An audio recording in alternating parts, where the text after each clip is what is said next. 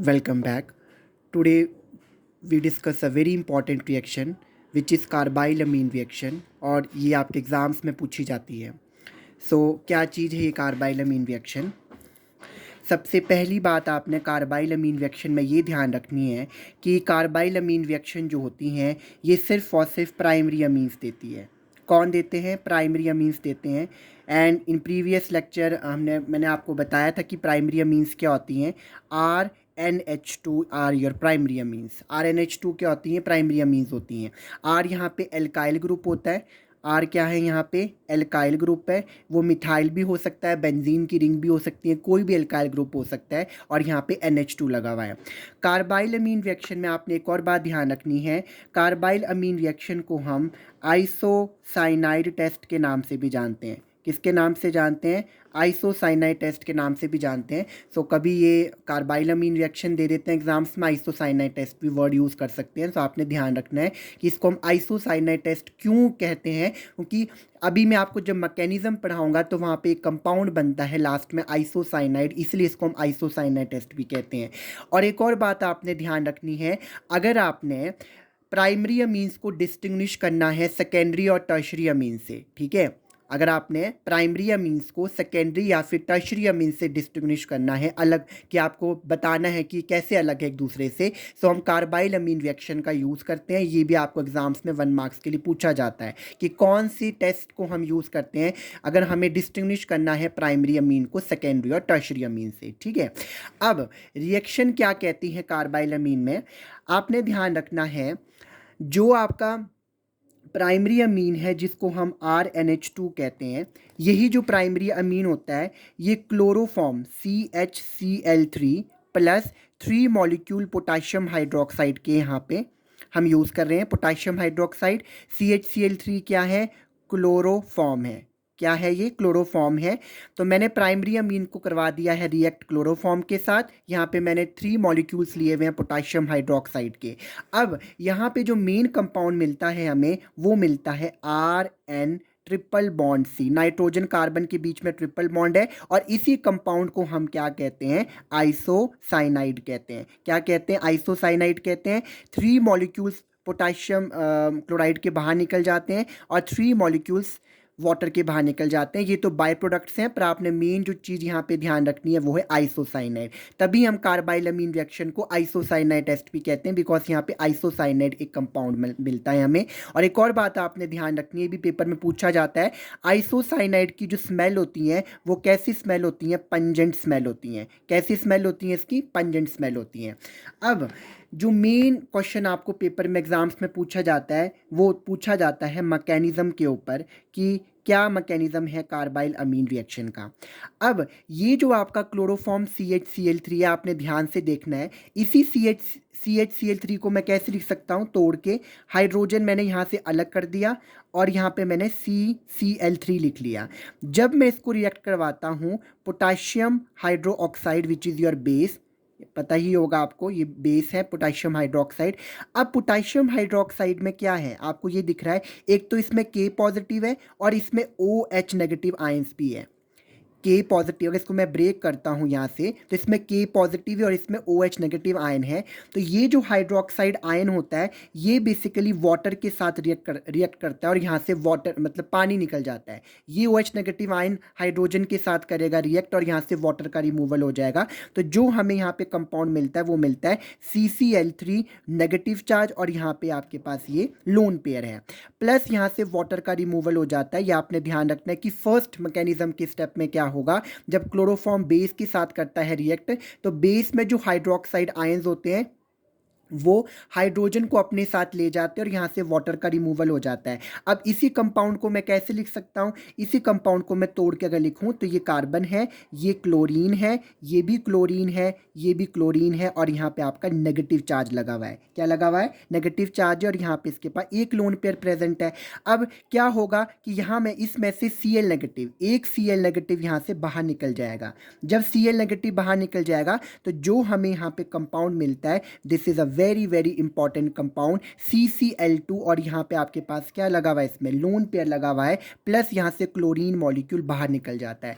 अब आपने ध्यान रखना है कि ये जो कंपाउंड है, आपने भी कॉम्पिटिटिव एग्जाम्स में भी पेपर में पूछा जाता है, और इसी कंपाउंड को हम क्या कहते हैं, डाई क्लोरोकार्बीन कहते हैं। क्या कहते हैं इसको, हम डाइक्लोरोकार्बीन कहते हैं। नीट एग्जाम्स में भी पूछा जाता है, और जितनी भी कॉम्पिटिटिव एग्जाम्स होते हैं वहाँ पर भी इसको पूछा जाता है। डाइक्लोरोकार्बीन जो होता है CCl2, this is the basically compound जो हमें मैकेनिज्म में मिलता है, और यही इंपॉर्टेंट कंपाउंड है। आपको इसको यहाँ से, आप मैकेनिज्म वैसे यहाँ से भी शुरू कर सकते हो, डाइक्लोरोकार्बीन से भी, पर मैंने आपको बिल्कुल स्टेप बाय स्टेप बता रहा हूँ जो बुक्स में आपको दिया हुआ है। तो इस तरह से डाइक्लोरोकार्बीन हमें मिलता है, ठीक है। अगर आप इस डाइक्लोरोकार्बीन को देखते हो तो भाई डाइक्लोरोकार्बीन इज योर बेसिकली C, ये कार्बन है, मैं रफ वर्क के लिए आपको यहाँ पे बता रहा हूँ, ये क्लोरीन है, ये क्लोरीन है, और ये वाला भी क्लोरीन है, ठीक है। अब डाइक्लोरोकार्बीन में क्या है कि इसके ऊपर क्या लगे हुए हैं, सॉरी ये आपके पास है डाइक्लोरोकार्बीन। अब डाइक्लोरोकार्बीन में 1 2 3 4 5 और 6, अगर आप इसको देखते हो इस कंपाउंड को, तो इसमें सिर्फ और सिर्फ कितने हैं, 6 इलेक्ट्रॉन्स प्रेजेंट है। कितने इलेक्ट्रॉन्स प्रेजेंट है इसमें, 6 इलेक्ट्रॉन प्रेजेंट है। मतलब डाइक्लोरोकार्बीन का ऑक्टेट जो है वो कंप्लीट नहीं है। क्या नहीं कंप्लीट है इसका, ऑक्टेट कंप्लीट नहीं है। ऑक्टेट कंप्लीट करने के लिए डाइक्लोरोकार्बीन को अभी 1 लोन पेयर की और रिक्वायरमेंट है, मतलब 2 इलेक्ट्रॉन इसको और चाहिए। देख सकते हो ना आप यहाँ पे 1 2 3 4 5 6, इसके पास जो है सिर्फ 6 इलेक्ट्रॉन है। So dichlorocarbene is your unstable compound. So to complete the octet, अब ये अपना ऑक्टेट को कंप्लीट करने के लिए क्या करता है, ये अपने ऑक्टेट को कंप्लीट करने के लिए रिएक्ट करता है, अटैक करता है नाइट्रोजन के ऊपर, बिकॉज नाइट्रोजन के ऊपर लोन पेयर प्रेजेंट होते हैं। तो अपना ऑक्टेट कंप्लीट करने के लिए नाइट्रोजन पे अटैक करेगा। अब किस तरह से अटैक करता है वो मैं आपको बता रहा हूँ, ठीक है। तो स्टेप बाय स्टेप मैंने आपको क्लियर करवाया है, कोई आपको डाउट ना रहे तो मैं आपको पूरा एक्सप्लेन करवा रहा हूँ, ठीक है। अब क्या होगा, ये जो आपकी प्राइमरी अमीन है जिसको हम क्या कहते हैं, RNH2 कहते हैं, this is your RNH2, this is your primary amine. आप सबको पता है प्राइमरी अमीन है, और यहाँ पे आपके पास क्या है, CCl2 है, विच इज़ अ डाइक्लोरोकार्बीन। और डाइक्लोरोकार्बीन जो है वो अनस्टेबल कंपाउंड है, इसका ऑक्टेट कंप्लीट नहीं है। So what it do, now it attack on the nitrogen, because nitrogen के पास पहले से एक लोन पेयर प्रेजेंट होता है। तो जैसे ही ये क्या करता है, रिएक्ट करता है, अटैक करता है नाइट्रोजन के ऊपर, तो क्या होगा, nitrogen will get the partial positive charge because it lose its electrons, but carbon का ऑक्टेट कंप्लीट हो चुका है, तो कार्बन के ऊपर CCl2 के कार्बन के ऊपर क्या आ जाएगा, नेगेटिव चार्ज आ जाएगा। तो कंपाउंड क्या मिलता है, RNH, nitrogen will carry the positive charge, and CCl2 क्या होगा, CCl2 के कार्बन के ऊपर आ जाएगा नेगेटिव चार्ज, बिकॉज इसने क्या कर दिया है, इसने बेसिकली यहाँ से इलेक्ट्रॉन को गेन कर दिया है, किससे, नाइट्रोजन से। तो नाइट्रोजन पे पॉजिटिव चार्ज आ जाएगा। अब नाइट्रोजन क्या करता है, ध्यान से समझना, नाइट्रोजन क्या करेगा, नाइट्रोजन अपना पॉजिटिव चार्ज खत्म करने के लिए, ये अपना पॉजिटिव चार्ज इसको नहीं चाहिए, अपना पॉजिटिव चार्ज खत्म करने के लिए ये हाइड्रोजन से अपने इलेक्ट्रॉन्स को ले लेगा। जब ये हाइड्रोजन से अपने इलेक्ट्रॉन को ले लेगा, हाइड्रोजन जब यहाँ से पॉजिटिव चार्ज के उसमें बाहर निकलेगा, तो ये डाइक्लोरोकार्बीन के ऊपर अटैक करेगा। समझ लो मेरी बात, ये स्टेटमेंट बड़ी इंपॉर्टेंट है। मैंने क्या बोला, नाइट्रोजन अपना पॉजिटिव चार्ज खत्म करने के लिए हाइड्रोजन से अपने इलेक्ट्रॉन्स को लेगा, पर हाइड्रोजन जब H पॉजिटिव की फॉर्म में बाहर निकलेगा तो वो किस पे अटैक करता है, CCl2 नेगेटिव पे अटैक करता है। समझ गई मेरी बात। अब इसको मैं यहाँ पे रिप्रेजेंट करवाता हूँ आपको, ये कैसे होता है। अब देखो यहाँ पे क्या है आपका RNH और यहाँ पे आपका CCl2 है, इसके ऊपर नेगेटिव चार्ज है पहले से। अब नाइट्रोजन अपना पॉजिटिव चार्ज क्या करता है, पॉजिटिव चार्ज खत्म करने के लिए हाइड्रोजन से अपने इलेक्ट्रॉन्स को ले लेता है। जब हाइड्रोजन से इलेक्ट्रॉन्स को ले लेता है तो क्या होगा, यहाँ पे यहाँ पे नाइट्रोजन है, यहाँ पे हाइड्रोजन है, और यहाँ पे क्या हुआ, अब नाइट्रोजन को दोबारा से अपने लोन पेयर मिल गए, बिकॉज इसने हाइड्रोजन से इलेक्ट्रॉन्स को ले लिया।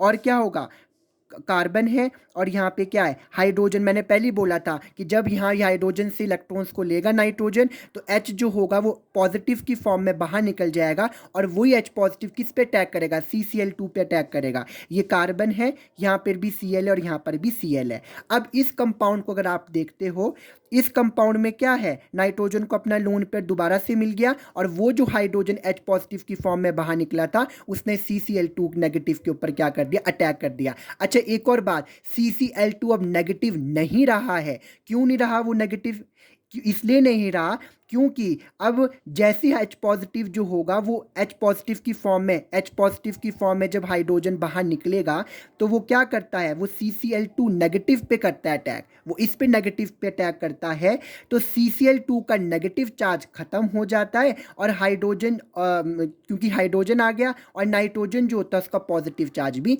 खत्म हो जाता है।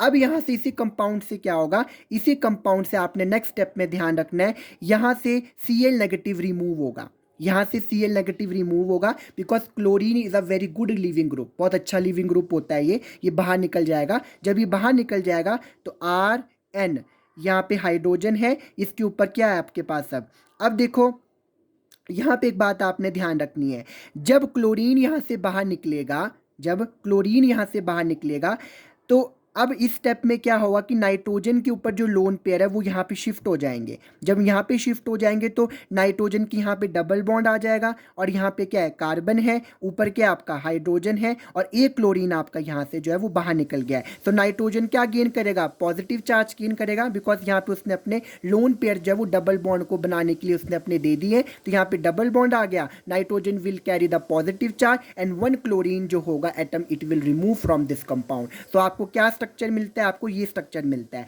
अब नेक्स्ट स्टेप में क्या होगा, नेक्स्ट स्टेप में कुछ इस तरह से होता है। अब देखो नेक्स्ट स्टेप में क्या होगा, यही जो आपका RNH double bond carbon hydrogen chlorine ये कंपाउंड था ना, मैंने आपको पहले भी बताया था। अब इस कंपाउंड में क्या होगा, हाइड्रोजन अपना जो होगा, ये जो हाइड्रोजन है ये अपना जो बॉन्ड होगा वो यहाँ पे पार्शियल ट्रिपल बॉन्ड बनाने फॉर्मेशन के लिए दे देगा। जब वो ट्रिपल बॉन्ड फॉर्मेशन के लिए दे देगा तो क्या होगा, इसी स्टेप में नेक्स्ट स्टेप में एक और क्लोरीन एटम यहाँ से बाहर निकल जाएगा। तो क्या कंपाउंड मिलता है, RN पॉजिटिव, नाइट्रोजन पे तो पॉजिटिव चार्ज था, हाइड्रोजन ने अपना इलेक्ट्रॉन यहाँ पे पार्शियल ट्रिपल बॉन्ड फॉर्मेशन के लिए दे दिया और यहाँ पे कार्बन के ऊपर क्या है, हाइड्रोजन लगा हुआ है। अब क्लोरीन यहाँ से निकल गया तो हमें ये कंपाउंड मिल जाता है, क्या मिलता है, हमें ये कंपाउंड मिल जाता है। और जैसे इस कंपाउंड में से मैं क्या करता हूँ, वाटर के प्रेजेंस में इसको ट्रीट करवाता हूँ। अब स्टूडेंट्स आपने ध्यान रखना है कि वाटर की प्रेजेंस में जब इसको हम ट्रीट करवाते हैं तो वाटर में आपको पता है कि एक तो होता है H पॉजिटिव आयंस और इसको होता है OH नेगेटिव आयंस। तोड़ रहा हूँ इसको, मैं ब्रेक डाउन कर रहा हूँ, आप यहाँ पे हाइड्रोलिसिस भी कह सकते हो। पानी की प्रेजेंस में मैं तोड़ रहा हूँ इस कंपाउंड को तो क्या होगा, ये जो OH होगा ये बेसिकली यहाँ से H पॉजिटिव को H को ले जाएगा अपने साथ। देख रहे हो इस चीज को, देख रहे हो जो मैंने ऐसे करके बनाया हुआ है। ये जो OH नेगेटिव आयंस जो हाइड्रोक्साइड आयन है ये H पॉजिटिव आयंस को यहाँ से बाहर ले जाएंगे। जब ये बाहर ले जाएंगे आपके पास तो क्या होगा, यहाँ पे जो हमें कंपाउंड मिलता है विच इज योर RN, यहाँ पे ट्रिपल बॉन्ड पहले बन चुका था, कार्बन यहाँ से हाइड्रोजन अब चला गया। यहाँ पे आपको जो कंपाउंड देखने को मिलता है this is a very very important compound जो मैंने आपको पहले भी बताया था और इसी को ही हम क्या कहते हैं, आइसोसाइनाइड कहते हैं। क्या कहते हैं इसको, हम आइसोसाइनाइड कहते हैं। तो आपने ध्यान रखना, नाइट्रोजन पे पॉजिटिव चार्ज है, कार्बन पे नेगेटिव चार्ज है और नाइट्रोजन कार्बन के बीच में ट्रिपल बॉन्ड है। किस तरह से ट्रिपल बॉन्ड बना वो मैं आपको डिटेल्ड में बता चुका हूँ, कब पार्शियल डबल बॉन्ड बनेगा, कब ट्रिपल बॉन्ड बनेगा, तो आपने ये ध्यान रखना है, ठीक है। और ये जो आपका, इसको तभी हम कार्बाइलमीन रिएक्शन को आइसोसाइनाइड टेस्ट कहते हैं बिकॉज यहाँ पे आइसोसाइनाइड की फॉर्मेशन होती है और इसी आइसोसाइनाइड की कैसी स्मेल होती है, पंजेंट स्मेल होती है। नाउ एक और बात आपने यहाँ पे ध्यान रखनी है कि ये भी आपके एग्जाम्स में पूछा जाता है, 1 मार्क्स के लिए जो सेक्शन ई आपका कंपलसरी होता है उसमें पूछा जाता है। आपने हमेशा ध्यान रखना है कि जो CHCl3 जो क्लोरोफॉर्म है ये KCl के साथ रिएक्ट करता तो है पर ये कभी भी आप रिएक्ट करता है पर सेकेंडरी और टर्शियरी अमीन्स के साथ नहीं करेगा। अगर आप यहाँ पे प्राइमरी अमीन्स यूज़ करते हो तो यहाँ पे रिएक्शन करके आइसोसाइनाइड बन जाता है, पर कभी भी मिथाइल और जो KCl होते हैं वो सेकेंडरी और टर्शियरी अमीन्स, यहाँ पे लिख लेता हूँ मैं, सेकेंडरी और टर्शियरी अमीन्स, सेकेंडरी और टर्शियरी अमीन्स के साथ रिएक्ट नहीं करते हैं। तो this is a very very important question, यह भी आपके एग्जाम्स में पूछा जाता है कि क्या ये सेकेंडरी और टर्शियरी अमीन्स के साथ करते हैं रिएक्ट, बिल्कुल नहीं करते हैं, सिर्फ प्राइमरी अमीन्स के साथ करते हैं, ठीक है। सो ये आपका पूरा मैकेनिज़्म है, आप देख सकते हो। ये मैंने आपको मैकेनिज़्म यहाँ पे डिस्कस करवाया हुआ है।